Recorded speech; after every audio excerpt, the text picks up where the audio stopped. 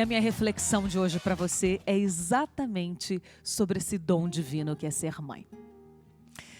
Talvez na perda de um filho você descubra a dimensão do que é ser mãe. Talvez quando você precisou abrir mão de tanta coisa para se dedicar integralmente. Talvez ainda quando você chegou cansada do trabalho e aquele olhar daquele filho te reanimou. Aquele sorriso puro, singelo, te fez esquecer os problemas lá fora e entrar num mundo de amor, de magia, numa imensidão que só uma mãe conhece de verdade. Talvez hoje você saiba que cada dia da sua vida vale muito mais a pena porque existe um ser que desde que deu a primeira mexidinha dentro de você, mudou toda a trajetória, encantou a jornada e intensificou a missão. E se eu aqui usasse todas as palavras boas que existem no mundo, eu não conseguiria expressar e chegar no mais puro amor que só um filho pode te fazer sentir. Eu sei o que é ser mãe, eu sei o que é lutar por alguém especial. Eu entendo o que é ressignificar uma vida por alguém. E eu te digo que nada é mais forte e verdadeiro do que esse sentimento. Porque filhos são Deus aqui na terra. Filho é amor. Então viva o amor, viva você mãe. Só você sabe o que é ser mãe desse seu filho. Parabéns hoje e todos os dias.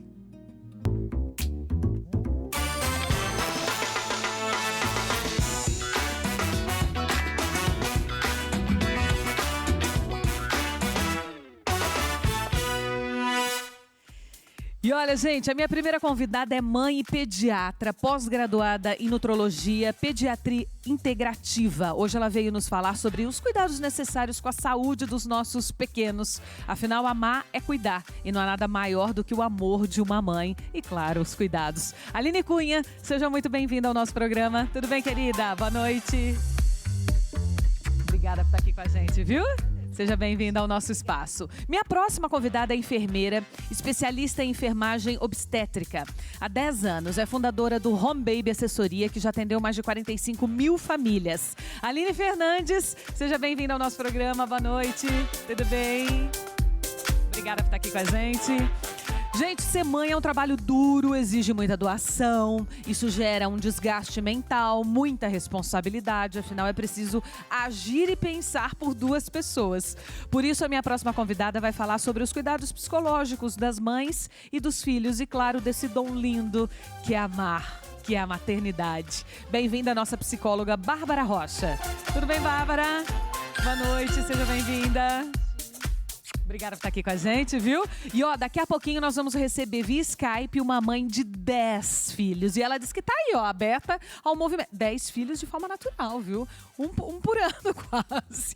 10 filhos, meu Deus, quanta coisa.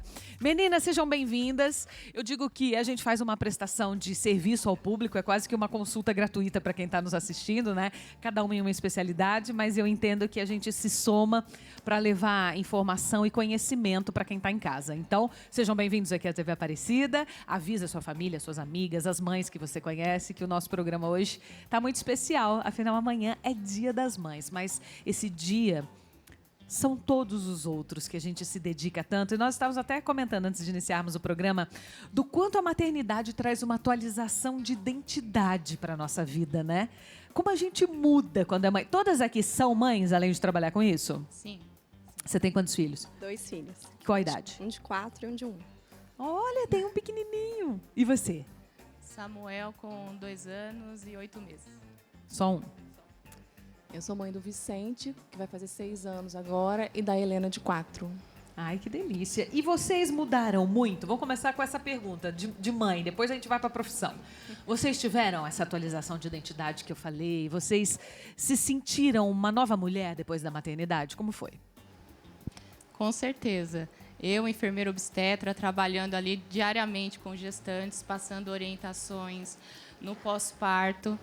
Então, nós temos todo aquele conhecimento teórico, né? A gente imagina como pode ser a dor daquela pessoa, o não dormir daquela pessoa, mas quando você sente na pele, você tem assim uma empatia muito maior, você consegue se colocar literalmente no lugar daquela pessoa. Já diz as nossas mães, né? Só quando você for mãe, você vai saber o que está acontecendo. E para você, como foi? Na verdade, a maternidade faz uma transformação completa na gente, né? E por isso que muitas vezes é um período muito difícil, porque a gente precisa lidar com o luto de uma mulher que já não existe mais e, ao mesmo tempo, se reconstruir, né? De se descobrir quem você é agora. Num momento de muita mudança hormonal, mudança corporal, você se vê responsável ali por um bebezinho, né? Que é completamente dependente de você, que vocês estão se conhecendo ainda, porque a gente já vai criando um vínculo desde o momento que a gente descobre que está grávida, mas a verdade é que quando nasce é que você vai ver como é que é a personalidade daquele bebê, né? Então, todo esse processo é um processo de se redescobrimento também, né? Nasce um filho e nasce uma mãe também. A gente renasce junto com o nosso filho. Você então, sabe não tem que como. ali, como pediatra, quando eu tive filho, a minha vai fazer 4 anos em agosto. E aí eu lembro que cheguei nos primeiros dias, né, já no pediatra, e eu falei, doutor, o que é que eu vou fazer quando chorar, quando fizer isso, quando fizer aquilo, quando afogar? Meu Deus, é tanta coisa que a gente fica... Aí ele disse, Amanda, eu não vou conseguir te responder todas as perguntas, porque a gente não sabe o que vai acontecer no dia a dia. Mas confie na intuição que Deus dá para as mães, porque ela não falha. E é muito isso, né? A gente tem que seguir um pouco a nossa intuição, a nossa coisa da leoa mesmo, a nossa conexão com Deus, com o universo, com o que você acreditar e com você, para passar isso para o filho. Quando as mães chegam, são 7 dias a primeira visita ao pediatra? Idealmente, a gente já orienta uma consulta pré-natal com Sim, o pediatra. Tá. E aí, nessa consulta pré-natal, a gente consegue orientar o parto, a amamentação, sono seguro, rotina, cuidados, o que fazer quando o bebê engasgar, cuidados com o umbigo, com as unhas, com o coto umbilical, né, com as unhas. Então, esses cuidados que a mãe fica tão insegura, a gente já consegue orientar na consulta pré-natal. Para já ir deixando mais tranquila, né? E aí a gente orienta essa consulta a partir de 28 semanas de gestação, que a gente já faça uma consulta com o pediatra. E depois quando nasce? E depois na primeira semana. Na primeira semana, e aí, uma vez por mês? Depende, a gente pode precisar de um retorno em 1 semana ou em 15 dias, e depois uma vez ao mês, no primeiro semestre, e a cada 2 meses no segundo semestre. Nossa, é tanta coisa. E a gente nem lembra. Outro dia me perguntaram, quem deu o primeiro banho na Vitória? E eu, meu Deus, quem foi mesmo? A enfermeira, lógico, né, no hospital. Mas depois eu não conseguia me lembrar. É tão recente e tem coisa que a gente já... Porque é tanta coisa que acontece o tempo todo, né? Você que fica no hospital, né, ali acompanhando esse momento também com as mães. O que você mais vê ali? Elas têm medo do primeiro banho, da amamentação? Quais são os principais temores que a gente pode citar aqui? Eu trabalhei anos na maternidade, né? E eu posso falar que o momento mais assim que a família apresenta medo é o momento da alta, né? Então, no momento agora da vai embora. alta, a família fala, e agora? Eu não vou ter aquela campainha para ficar apertando e pedindo ajuda. Então, eu não sei se eu vou conseguir amamentar, eu não sei se eu vou conseguir realizar o primeiro banho do bebê. E foi por esse motivo que eu hoje não trabalho no ambiente hospitalar, que eu tenho a Home Baby Assessoria, que nós realizamos esses atendimentos fora do ambiente hospitalar. Quando essa mãe sai? Sim, sim. Então, nós temos todo um curso de amamentação e cuidados com o bebê ainda durante a gestação. E no pós-parto, nós realizamos a consultoria de amamentação e os cuidados com o recém-nascido. Ainda mais, por exemplo, na pandemia, que os avós não podiam viajar. Nossa, é verdade. Muitas famílias ficaram, assim, completamente perdidas, porque a avó era a principal pessoa que ia ajudar e não tinha como estar com a família naquele momento. Então, cuidados com o bebê, amamentação. Ô, Aline, tem alguma dica para pega? Que a gente, né, tanto fala, ai, como que faz a pega do bebê para que, né, a primeira vez, para que desça o leite, enfim. Eu sempre falo, o melhor preparo durante a gestação é estudar a amamentação. Não tem que fazer nada diferente com a mama, né? Então, quando você se prepara ainda durante a gestação e você vai ganhar o seu bebê, independente se você tiver uma equipe no seu quarto para te ajudar ou não, você já vai ter uma ideia sobre o que fazer. Então, você vai conhecer o seu corpo, a parte interna da mama, quais são as massagens que precisa preparar antes do bebê mamar, mas não durante a gestação. E aí, a questão da pega correta, tudo isso é orientado no curso de amamentação e tem a supervisão na consultoria de Toda amamentação. mulher fica com o mamilo rachado, machucado ou não necessariamente? Por questões hormonais, tem algumas mulheres que apresentam ainda durante a gestação algum tipo de sensibilidade, mas isso não é uma regra que todas vão sentir essa sensibilidade ou não. Tanto é que algumas, nas primeiras mamadas, sentem muita dor por conta dessa sensibilidade, e outras que não apresentam essa sensibilidade, às vezes está com o bebê no seio, acha que está tudo bem, está conversando, por quê? Porque não presta atenção, aí quando vai ver, machucou o bico. Né? Então, isso é bem relativo de cada mulher. E quando cada machuca, organismo. qual é o melhor caminho? A consultoria, para aprender a questão, avaliar a causa, né? Que pode ser a pega que não esteja correta. E também tem para a fissura, o corte, tem a laser terapia. Nossa, foi o que me salvou. Eu fiz uma vez, você acredita? O laser. Uma vez eu fiz, já resolveu para mim. O laser, ele tem ação analgésica, anti-inflamatória e acelera a cicatrização. Mas eu sempre falo que, se precisa fazer o laser, é porque existe uma causa. E essa causa precisa ser corrigida. Sim. Então, se for uma pega incorreta, não adianta fazer o laser e não corrigir a pega, porque ele vai ficar agindo ali, mas a causa não corrigiu, então não vai melhorar. Então, E é os dois juntos. interessante, né, como é importante esse tipo de acompanhamento pós. Eu trabalho em maternidade também, né, há muitos anos, e tenho curso de amamentação, né, fiz o curso para ensinar e tudo mais.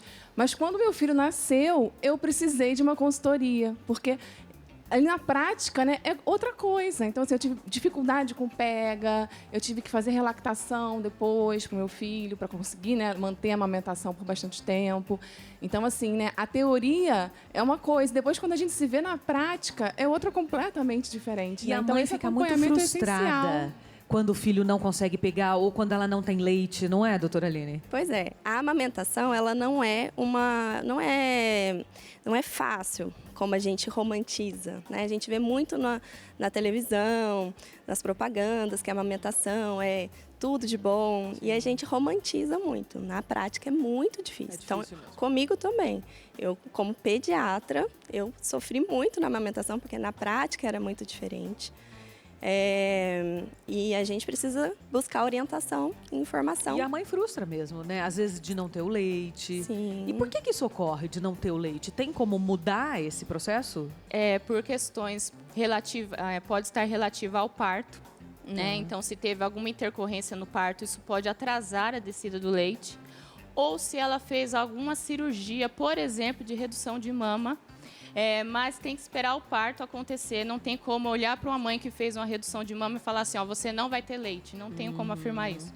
Então, assim, depende realmente de qual foi a intervenção, o tamanho da intervenção na cirurgia da mama, mas existem formas, relactação, alguns métodos que nós podemos aumentar, induzir a produção do leite desta mãe. Bárbara, como cuidar da gente e do filho, e do marido, e da casa e tal, e trabalhar? E como administrar tudo isso? Eu gosto de falar que a gente precisa escolher nossas batalhas, né? É impossível fazer tudo. A gente não nasce para dar conta de tudo, não tem como, né? Então, muitas vezes é preciso deixar a louça ali na pia para tomar um banho quente, relaxar, né? É importante poder dormir um pouco quando o bebê dorme, em vez de limpar a casa, né? A gente precisa realmente escolher, e aí vai muito de cada uma, né? O que é mais importante para você naquele momento. Porque se a gente não faz essas escolhas, o que a gente deixa de lado é o autocuidado. E aí, se a gente não se cuida, a gente não cuida de ninguém, né? Então, priorizar o que é mais importante, estabelecer uma rotina, dando mais importância para o que você precisa fazer de essencial, e escolher, né, escolher essas batalhas é a forma mais eficaz de você conseguir dar conta do possível, né? Ser aquela mãe possível, ser aquela mulher possível, né? E também, se você puder ter uma rede de apoio, gente, isso nem sempre é uma babá 24 horas, seria incrível, mas às vezes a gente não pode ter uma babá o tempo todo, não são todas as pessoas que podem. Mas, de repente, a tua sogra, a tua mãe, a tua avó, uma irmã, uma sobrinha que está desempregada, ou uma vizinha, uma amiga, alguém que possa, em alguns momentos, ficar um pouquinho ali com o bebê, para que você tenha uma horinha ali para tomar um banho com mais calma, para relaxar, para fazer uma refeição, porque muitas vezes o marido cumpre esse papel, mas em outros momentos não. Às vezes ele trabalha, fica muito fora, viaja. Então, essa rede de apoio, eu entendi quando eu tive filho que é fundamental para a nossa saúde mental. Eu costumo falar que rede de apoio é qualquer pessoa de confiança que esteja disposta a ajudar. E não necessariamente precisa ser ajudar com cuidado com o bebê. Pode ser também de fazer uma comida para você, por exemplo, né? De lavar sua louça, qualquer ajuda. E a gente precisa também aprender a pedir ajuda. Entender que a gente não precisa dar conta de tudo e pedir ajuda. Olha, eu preciso, você pode me ajudar? Óbvio que pessoas de confiança que estejam dispostas, né? Mas esse não querer, não precisar dar conta de tudo, eu acho que é o principal, inclusive, para poder aceitar a rede de apoio, para poder entender que você precisa pedir ajuda, né? Que você pode Aline, quais pedir. são os tipos de parto que nós temos hoje? Tem o parto normal, parto natural e o parto cesariano, né? Então, o parto natural é quando não tem nenhum tipo de intervenção. Então, anestesia, né? Não tem nenhum tipo de intervenção. O parto normal já pode ter analgesia, né? Anestesia, o uso de medicação. Geralmente, o natural pode ser um parto domiciliar, por exemplo, e o natural já no ambiente hospitalar. E a cesariana, tem a cesariana que a gestante, ela entra em trabalho de parto. E tem a cesariana eletiva, que é quando marca a data do parto, né? Tem o parto agendado, no caso. E aqui é na água, por exemplo. Como chama? Humanizada? É a natural também. É natural, parto humanizado natural. É que tem maternidades que realizam o parto na água e outras não, né? Mas é o parto humanizado. E você, doutora Aline, tem uma recomendação? Quando a mãe chega, ela já tem, olha, eu quero cesárea, eu quero parto normal, porque tem mulheres que passam uma vida dizendo, não, eu vou ter parto normal. Outras indiferem, ficam indecisas. Você traz essa recomendação ou é uma questão da família? Não, a recomendação é sempre o parto natural, né? Ou normal. Essa é a recomendação sempre. A gente tem consequências maternas, né? Sim. Vantagens maternas enormes do parto natural e para o bebê. De melhora de microbiota, de imunidade, enfim, diversos fatores aí que vão influenciar de forma positiva Sim. o parto natural. Mas nem sempre é possível, né? A gente precisa já orientar e preparar essa mãe que, quando não for possível e precisar, né, de um parto cesariano, uma cesárea, que ela não se frustre tanto, né? Porque eu atendo muitas mães, assim, que ficam muito angustiadas por não terem conseguido um parto natural. E assim, eu sempre falo, você não vai ser mais mãe ou menos mãe pelo tipo de parto. Olha, nós estamos falando em mães, né? Nós estamos aqui com profissionais que lidam com mães, que são mães. E eu quero receber agora via Skype uma mãe de 10 filhos. Ela é a Mariana Arazaki. Tudo bem, Mariana? Boa noite, como é que você está? Oi, boa noite, Amanda. Eu tô bem, graças a Deus, e você? Que coisa linda! Mas me diga, são 10 filhos que você teve de forma natural, os 10 são teus, nenhum é adotado, nenhum é parente que você começou a cuidar, como foi? Não, os 10 filhos são meus e do meu marido, e desde que a gente casou, a gente sempre teve um propósito de deixar a nossa vida, sermos abertos à vida, né? Então, a gente foi deixando Deus agir na nossa vida e mandar quantos filhos Ele quisesse. E aí estamos em 10. Você quer dizer que vocês não usavam método contraceptivo e deixavam acontecer. Se tiver que ser, vai ser, Isso. vai engravidar. Isso. E aí você Isso mesmo. praticamente foi um na sequência do outro? Como é que era? Foi, eu engravidava mais ou menos quando, cada bebê tinha 4, 5 meses. Aí eu tava grávida de novo. Meu Deus, que loucura! Como é que é a tua rede de apoio? Quem que te ajuda? Olha, eu conto muito com a ajuda do meu marido, da minha mãe, das minhas irmãs. Aí eu tenho 3 babás que se revezam nos horários comigo também para poder me auxiliar, porque eu que acompanho as crianças em todas as atividades. Então, ou eu e meu marido que levamos na escola, eu que busco todos os dias, eu que acompanho todas as atividades. E aí eu não consigo fazer isso sozinha, eu preciso realmente ter uma boa rede de apoio para poder dar conta de tudo, né? Senão a gente fica louca e não vai conseguir fazer nada. Isso virou uma Então, eu profissão conto com para essas você? pessoas. Falar de maternidade? Ficou. Eu não sei, é uma coisa meio natural pra mim. Então, eu abri o meu Instagram por causa disso, né? Porque as pessoas me perguntavam muito como eu conseguia dar conta de tudo. E aí eu resolvi compartilhar a minha vida na internet por causa disso. E qual que é, na sua opinião, o grande segredo, a grande dica para dar conta de tudo, para não perder a paciência nem a magia, né? Para que você possa ser uma grande mãe e também se cuidar. Você é uma moça jovem, bonita. Como é que você acha que é a tua maior dica para administrar isso tudo? Olha, a minha maior dica, com certeza, ela pode parecer assim, como é que eu posso dizer? Eu não sei nem usar a palavra certa agora, mas é muita oração, porque só Deus que nos capacita para sermos uma boa mãe. Então, assim, se você perguntasse para mim, quando eu casei, você terá 10 filhos? Eu falaria, não, acho que não. Eu era muito impaciente, eu era muito egoísta, eu pensava muito em mim. E a partir do momento em que eu me tornei mãe, a partir do momento que eu fui tendo os meus filhos, Deus foi me aperfeiçoando, Deus foi me melhorando. Então ele foi me dando paciência, ele foi me tornando uma mulher mais generosa, menos apegada com a minha vida, né? Menos apegada com o meu eu, e sim com os meus filhos. Então hoje o que importa mesmo são os meus filhos.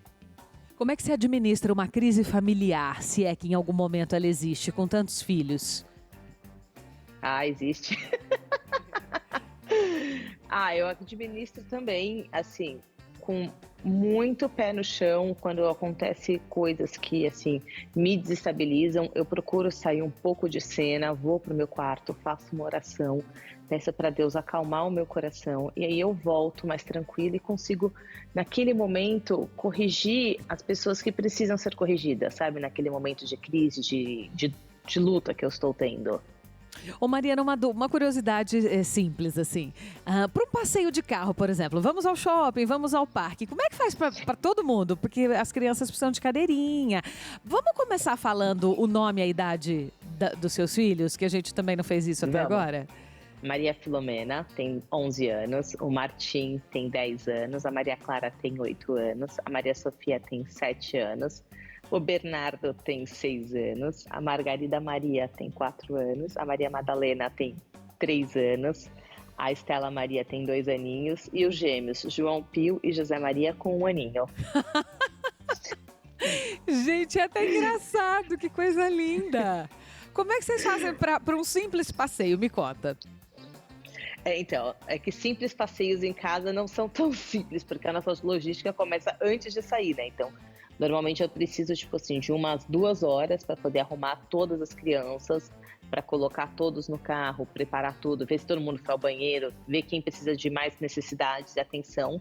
E aí a gente sempre sai em 2 carros de 7 lugares. Então eu vou dirigindo sempre um e meu marido o outro. Cheio de cadeirinha. Cheio de cadeirinhas. Isso ainda tem que ter o lugar da babá, da sogra, da mãe, sei lá, da irmã. Sim. Mas normalmente vai só minha babá comigo, né? E aí, normalmente, depende muito do dia, mas se eu vou só para um simples passeio, eu levo uma babá só com a gente. Se for para uma viagem, eu acabo sempre levando 2. Você já fez viagem de avião com todos eles? Com os 10 ainda não. Vai ser engraçado. 8. Eu fiz grávida dos gêmeos com 8. Foi muito engraçado. E o bom As pessoas não acreditavam quando viam a gente passando, uma família só, sabe? Eles achavam que era excursão. Se você pudesse escolher um superpoder de mãe, qual seria? Com certeza de decifrar o choro sem motivo. Sabe quando a criança começa a chorar e começa a te dar aquele desespero e você fala, filho, fala, ele não para e fica copiosamente. Com certeza eu queria descobrir esse motivo. E você sabe que tem um lado que eu tô pensando aqui que deve ser muito interessante, porque um já vai meio que ensinando o outro, né? Um já vai vendo o que o outro tá fazendo, a questão de banheiro, do desfraude, de começar a tomar a transição da mamadeira pro copinho, as coisas de comer, a questão de alimentação. Deve ser muito as próprias brincadeiras, né?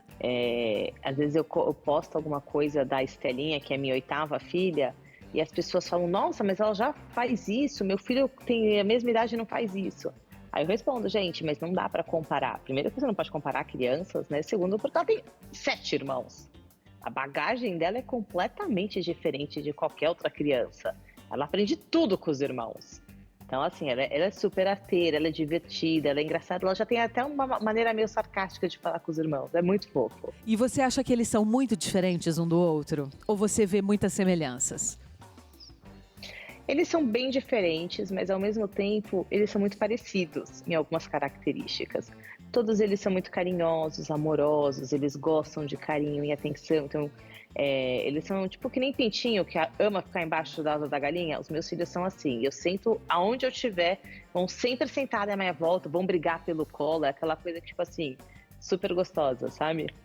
Qual é o maior desafio de ser mãe de 10 filhos? Com certeza é conseguir ter um olhar individual para cada um. E você ter atenção para cada um e entender as necessidades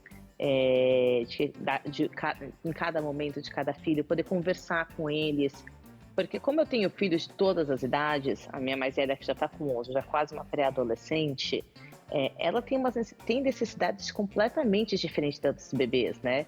Os bebês não, eles querem carinho, eles pedem, eles levantam um bracinho. Ela não, às vezes ela se fecha. E é nesse detalhe que a gente precisa se atentar, né? Quando ela tá ali quietinha, que eu preciso chegar perto dela, com carinho, conversando, entender o que tá acontecendo.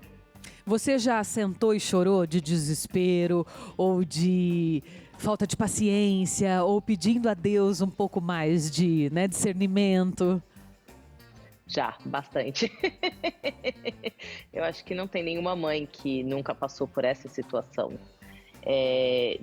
Chega um momento que tudo tá tão caótico que você às vezes perde o controle da situação ou até mesmo perde a paciência. Quantas vezes eu mesma não perdi a paciência com os meus filhos e aí eu fui pro meu quarto, eu chorei e eu falei, poxa, por que eu fiz isso? E aí começa a bater aquele arrependimento, eles só são crianças. E aí eu vejo que eu estava muito cansada naquele momento e eu devia ter tido um discernimento de sair de cena quando eu estava naquele estado. Mas aí depois eu chego, eu peço desculpa, eu mostro para as crianças que eu não sou perfeita, sabe? Eu faço muita questão de ensinar isso para eles. Porque às vezes a criança ela tem uma imagem de que a mãe é perfeita, que a mãe é maravilhosa, que a mãe nunca erra.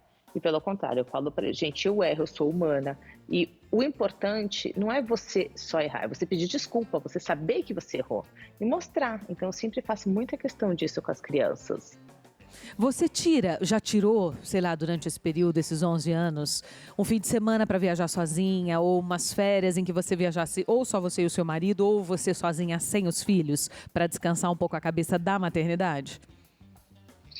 Eu consegui viajar a primeira vez sozinha mesmo, no ano passado, que eu fui fazer um retiro espiritual. Então eu tirei aquele momento para poder refletir sobre a minha vida, como eu estava sendo como mãe, como esposa, até como pessoa. Então foi um momento para mim muito importante, que me ajudou muito e que me deu muita força para voltar, sabe? Muita garra. E viagem com meu marido, ele me fez uma surpresa há uns 2 anos atrás, que ele no meu aniversário ele me levou para Buenos Aires. E foi super gostoso. Aí só fui eu e ele para um final de semana. Ah, que legal. É importante isso também, né? Faz parte. Ô, Mariana, nós estamos chegando ao final. Eu vou começar a te seguir, que eu fiquei curiosíssima para ver como é que você lida com tudo isso. Eba. Tá o Instagram dela aí para vocês, Coração de Mami. Isso. Ô, Mariana, mas me mesmo. diga, você tá aberta para mais filhos ou fechou a fábrica agora? Ah, se Deus mandar, eu estou aberta, lógico. Ela quer entrar pro cheguei Guinness Book, gente. Não, porque eu já tô velha também. Eu já tô com 38 anos, então eu acho que, sei lá, posso ter mais 3, 4 filhos. Gente, mas também tem a que vontade animada. de Deus, né, Amanda? Cada um tem. Deus sabe o tamanho de cada família. Quantos partos naturais ou normais ou cesariana você teve? Eu tive os 10 filhos de parto normal. Meu Deus! Sério? Sério, Deus foi muito generoso comigo. Inclusive o dos gêmeos, que o dos gêmeos, assim, foi um parto, por ser gêmeos, eu já sabia que podia ir para uma cesárea.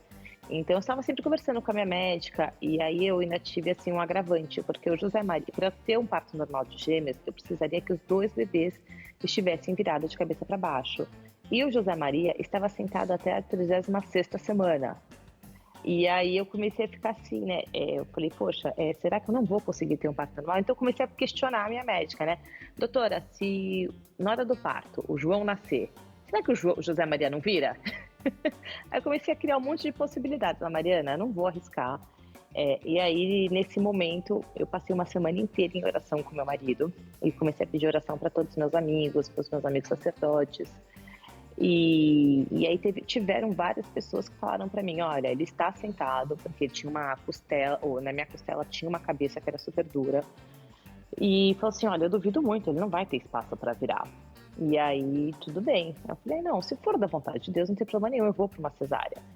E aí, quando eu fui para a próxima monitoragem, que foi com 37 semanas, Deus fez um milagre e ele virou. Cara, eu chorei de emoção. Ai, que coisa linda. A coisa mais emocionante foi. Que coisa linda. E aí, eu consegui ter os 2 de parto normal. Ai, que história linda, Mariana. Olha, que você seja a nossa grande homenagem da noite para as mães, né? E sinta-se também homenageada, todo o nosso carinho e respeito aqui pela sua trajetória materna, pelo teu amor, pela tua paciência, pela tua comunhão com Deus e consigo mesma. Que bom ter você aqui. Seja sempre bem-vindo ao nosso programa. Que ele possa te abençoar grandemente para que você tenha sempre força, né? Motivação, alegria, amor para cuidar dessas crianças lindas, que elas tenham muita saúde, que a sua família seja coberta de saúde. Obrigada, viu? Que coisa linda, adorei a matéria. Nós vamos fazer um intervalo rapidinho. Na volta nós vamos falar sobre essa super proteção, por exemplo, até onde isso é um benefício ou um malefício para os nossos filhos, como a gente administrar esse cuidado. Daqui a pouquinho, depois do intervalo, tem mais papo sobre maternidade e eu te espero.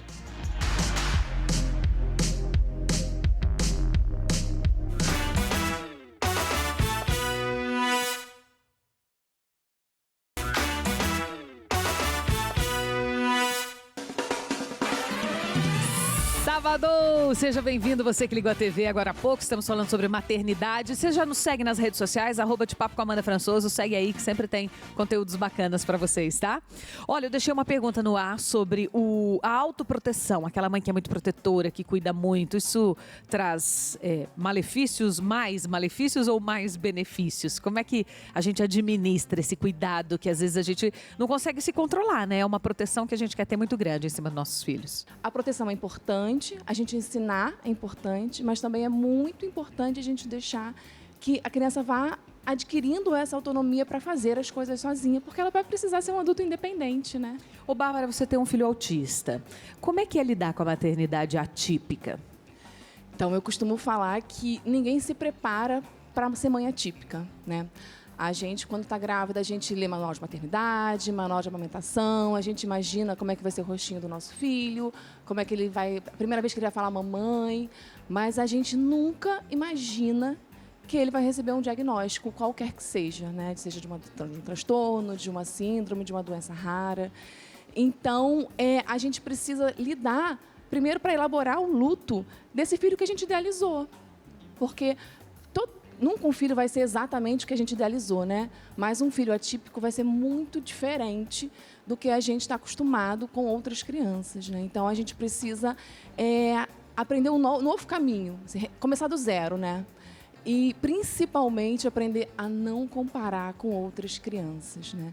O ganho de uma criança atípica, ele precisa ser comemorado com ele mesmo, assim, né? Cada vitória daquela criança, a gente aprende a comemorar com muito mais vontade, né? Com muito mais importância para os pequenos ganhos do que uma criança típica. Então, assim, evitar qualquer tipo de comparação é o primeiro ponto para você conseguir manter uma saúde mental. E entender isso, né? Que não é o fim do mundo, é um recomeço, é um começo de um caminho diferente, mas que também pode ser muito gostoso. Sem dúvida. Aline, como que eu sei se o meu bebê está recebendo a quantidade de leite certo na amamentação? Vou te contar o meu exemplo, né? A minha menininha chorava muito, muito, muito, muito. E eu dizia, meu Deus, mas ela está mamando, deve ser cólica, cólica. E tá aqui remédio para cólica, cólica, cólica. E aí o pediatra me disse um dia, não, dá uma fórmula, uma noite para ver. E ela dormiu a noite inteira. Então, às vezes a gente acha que está amamentando e que o leite é suficiente, às vezes não é. Como fazer essa comparação? Como saber isso? Falando da questão da amamentação, eu sempre oriento a observar o formato, o aspecto da mama no início da mamada. Então, ela está mais redonda. Então, o bebê mamando, efetivamente, a mama fica mais flácida. E o que acontece? Avaliar ganho de peso com o pediatra E também quantidade de eliminações. Então, de xixi, fraldas de xixi, fralda de cocô. Então, às vezes eu vou por outro motivo na casa daquela família, aí eu brinco, eu falo, sou curiosa, eu fui para colocar um brinco, mas eu quero saber se está mamando. Ah, a Nini está super bem. Daí eu falo, quantas fraldas e 24 horas? Meu Deus, eu não lembro nem se eu almocei hoje, quem dirá quantas fraldas, né? Mas a mãe que acha que está amamentando super bem o bebê de 10 dias, fala assim, 4 fraldas de xixi por dia. Eu falo, então tem coisa errada aí. 4 fraldas. O que entra tem que sair. Quantas fraldas né? são normais no dia? Então eu falo o quê? A conta é simples, até 6 dias de vida, 6 dias de vida do bebê é 1 para 1. Então, um dia de vida, uma fralda de xixi. 2 dias de vida, 2 fraldas de xixi. 3 dias de vida, 3 fraldas de xixi. Com 6 dias de vida, são 6 fraldas de xixi em 24 horas. A partir de 6 dias de vida, então 10, 15 dias de vida, no mínimo 6 fraldas de xixi em 24 horas. Então, a dica que eu gosto de dar é, pega o pacotão de fraldas, porque você não vai lembrar nem se você almoçou. Sim. Tira, né, no mínimo, a partir de 6 dias de vida, no mínimo 6 fraldas, coloca em uma Tupperware, um potinho diferente e fica observando. Eu comecei a contabilizar 8 horas da manhã. Então, em 24 horas, só troquei 2 fraldas. Então, o risco o bebê não vai ganhar peso, desidratação. Então, e evacuações a partir de 4 dias de vida, no mínimo 4 evacuações. O bebê que mama, no primeiro mês, ele tem que ter evacuações diárias. O bebê que mama, tá? Então, isso já é um padrão, ganho de peso e quantidades de eliminações. Doutora Aline, a gente troca, porque, por exemplo, a mãe amamentou, sei lá, até 2 anos de idade, 1 ano e meio. Depois disso, você mantém uma fórmula até 5 anos ou não? Já pode liberar de leite? Não tem necessidade. A gente orienta a partir de 1 ano, a gente já começa a desmamar e trocar por alimento de verdade. Comida, alimento, fruta. Mas se a criança quer o tetezinho? Não tem a necessidade, nem nutricional, nem nenhuma outra necessidade. Principalmente nutricional. Às vezes tem a necessidade emocional, mas que aí a gente pode trabalhar de outras formas, acolhendo, né, orientando, conversando. Mas a partir de 2 anos de idade, não tem necessidade de nenhuma fórmula, nenhum mamar, nenhum leite. É comida, comida de verdade. Comida, fruta, verduras, vegetais, arroz, feijão. Carnes. Fazer a criança ficar em contato com os alimentos, com o que a família come. E é sempre bom dizer, mais uma vez, né, que nós somos exemplo, né? É o que a gente faz, é o que a gente assiste, é o que a gente come, é o que a gente fala. E mesmo quando a gente acha muito pequenininho, não está entendendo nada, eles entendem, né? É impressionante. Tudo. Eles têm os neurônios espelhos que a gente fala. Então, eles vão repetir o que eles estão vendo, né? Então, nós somos exemplos para eles. Muito bem. Doutora Aline, é possível evitar que o nosso bebê nasça com alguma doença crônica ou não tem como controlar isso? Em alguns casos, quando a gente já tem história de doenças, alterações cromossômicas na família, a gente encaminha esse casal para planejamento familiar, para aconselhamento genético. E a gente sempre orienta uma pré-concepção. Então, se a mãe está planejando, né, uma gestação, pelo menos 3 meses antes, ela já comece a tomar as vitaminas, os minerais necessários. Fazer os exames, ver se está tudo em dia, né? Isso, faz um check-up geral, se cuide da sua saúde física, mental, espiritual, emocional, porque isso vai ser muito importante. A gente fala que uma mãe feliz, a gente tem uma criança feliz. Uma mãe que não está bem, a criança também não tem como ficar bem, né? A neurociência já mostra isso pra gente. Então é importante que a mãe se cuide. A mãe e o pai, né? Sim, porque a saúde da família é importante. O contexto familiar que essa criança está inserida é muito importante. A gente está falando, Bárbara, de exemplos. Você como psicóloga, uma criança que convive num ambiente de pais nervosos, pais estressados, a tendência é que ela fique uma criança nervosa também? Sim, sem dúvida, né? É exatamente isso que ela falou. A criança, ela é o espelho dos pais, é o espelho dos cuidadores, né? Então, se ela aprende que é assim que se resolve os conflitos, é com grito, é com nervosismo, é com briga, é assim que ela vai aprender que se resolve, né? Então, a criança, tudo que a gente faz, que a gente fala, a criança está ali prestando atenção e está aprendendo. Então, manter um ambiente harmonioso E até quando, assim, né, se você precisa ter algum tipo de discussão, que não seja na frente da criança, né, ela não precisa participar, mas você conseguir manter ali um ambiente para a criança de harmonia, de paz, de conversa, é muito importante para a formação dessa criança. Existe uma informação truncada a respeito do feto, né? De assim, o que a mãe sente na gestação, o feto sente. Porque é muito normal, às vezes, as mães sentirem um pouco de ansiedade ou uma depressãozinha leve. É uma mudança de vida grande. Você tem enjoos, você tem questões físicas, além das emocionais, da preocupação e da responsabilidade e de todo o resto. Tem também, depois, a depressão pós-parto. Até que momento vocês acham que a criança absorve isso quando está dentro da barriga da mãe? A gente tem a neurociência, mostra que ela sente tudo que a gente sente mesmo. Eu sei que essa é uma informação que às vezes até pesa um pouco mais nas nossas culpas, né? Nas nossas responsabilidades. Então, às vezes, é normal, pelos hormônios, a gente ficar mais triste. A gente tem a questão da depressão pós-parto. Então, a gente tem que saber que é normal a gente sentir isso, mas a gente tem que procurar ajuda por nós, né? Pelo nosso bem-estar, pela nossa saúde, pensando que a nossa saúde é a saúde do nosso filho. Então, porque senão realmente a gente fica nessa, eu não posso me sentir assim porque meu filho vai sofrer, e a gente começa a se culpar mais ainda. Então é isso, eles sentem sim. Durante a gestação e após o nascimento, inclusive, principalmente... Quando as mães têm a depressão pós-parto, né? Na depressão pós-parto, na esterogestação que a gente fala, que são esses primeiros 3 meses da criança, elas sentem tudo que a gente sente. Se a gente está insegura, se a gente está triste, geralmente vai ser um bebê mais irritado, mais triste, mais choroso, né? Mais, que demanda mais da nossa atenção. Isso acontece. Isso é verdade, é real. Mas a gente não precisa ficar se culpando por isso e procurar ajuda. É o que a Bárbara falou, procurar ajuda.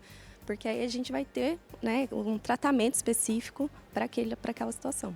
Eu acho que é exatamente isso, assim, né? Essa informação é importante para a gente pensar em se cuidar, né? E não em se sentir culpada, porque a gente não tem controle pelo que a gente sente, né? Ninguém fica ansioso, fica triste porque quer. Então, não é para trazer culpa, né? Eu estou prejudicando o meu filho porque eu estou me sentindo assim. Essa informação é importante para a gente saber que é importante a gente se cuidar, né? Mãe tem muito o costume de... Eu ouço muito, né, atendendo mães, não, mas o que eu sinto não importa, o importante é o meu filho estar bem. Assim, mas o seu filho não vai ficar bem se você não estiver bem. Então, essa informação é importante para isso, e não para trazer mais culpa. É perfeito o que a Aline disse. Faz tanto sentido isso que nos primeiros dias, quando você vai atender uma mãe domiciliar, a maior queixa é, durante o dia, o bebê ficou super bem, mas no final do dia ele se transforma. Ele vira outro bebê, ele começa a chorar, aí tem cólica, aí tem aquilo. Por quê? Porque a mãe, às vezes, não tem rede de apoio, ela está naquela sobrecarga física, emocional, e aí o bebê reflete, né, justamente o comportamento no final do dia. Já é o momento que você está exausta, né? Exato, exato. É muito louco, né, gente? Ai, que coisa boa. Olha, adorei o nosso programa, nós estamos chegando ao final. Eu quero agradecer a participação de todas vocês, as informações, a troca, né? Troca como mães, como profissionais. Feliz Dia das Mães para vocês também. Que vocês tenham muita saúde, muita paz e alegrias, viu? Obrigada, doutora Aline. Obrigada, a gente que agradece. Fiquei muito feliz com o convite. Que bom. Obrigada, Aline. Seja sempre bem-vinda também. Muito obrigada. Bárbara, obrigada, viu? Eu que agradeço o convite, é um prazer. Felicidades aí na sua luta. Eu quero mandar um beijo especial a todas as mães que estão nos assistindo. Parabéns a você. Que Deus também te abençoe sempre com paciência, amor, acolhimento, calma, tranquilidade, uma família unida, feliz. Um beijo para minha mãe Regina, para minha filha que me fez mãe e me deu a maior satisfação que pode existir para uma mulher, que é a maternidade. Um beijo para vocês, obrigada pelo sábado e até semana que vem. Tchau, gente.